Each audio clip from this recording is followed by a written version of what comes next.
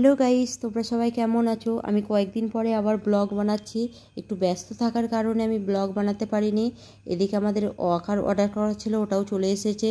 Mister office যাবে, ready হয়ে গেছে। তার মধ্যে ওয়াকারটা এসে গেছে, ও নিয়ে নিল। শাশুড়ি মা আগের থেকে অনেক বেশি সুস্থ আছে, এখন ওয়াকার নিয়ে হাঁটতে পারবে। আর আমি আর বাবু পুজো দিতে যাব। আমাদের পাড়ায় আজকে শীতলা কালী পুজো। দিকে দিনের বেলা শীতলা পুজো হবে, রাত্রিরে কালী পুজো। ঠাকুর এসে গেছে, পুজোও শুরু হয়ে গেছে। আমি আর বাবু এসেছি পুজো দিতে।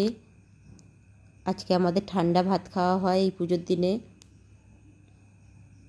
কালকে রাত্রে ভাত করে রেখেছি, আজকে জল দিয়ে ভাতটা খাওয়া হবে। পুজো শুরু হয়ে গেছে এখানে। তারপরে বিকেলে আমরা আবার বেরিয়ে পড়েছি, বাবু আর আমি বেরিয়েছি, মিস্টারও বেরোচ্ছে। রাত্রিরে কালী পুজো হবে, আমরা এখন পুজো দিতে যাব। মন্দিরে আবার যাচ্ছি এখন। কালী ঠাকুর এসেও গেছে, আমরা পুজোটা দিয়ে দিলাম। বাবু বলছে মাম্মাম পাপড়ি চাট খাবো, তারপরে পাপড়ি চাট খেয়ে বাড়ি এলাম। এসে বাবু এখন আইস গোলা খাচ্ছে। আমরা IPL খেলা দেখছি গোলা খেতে খেতে। আজকের ব্লগে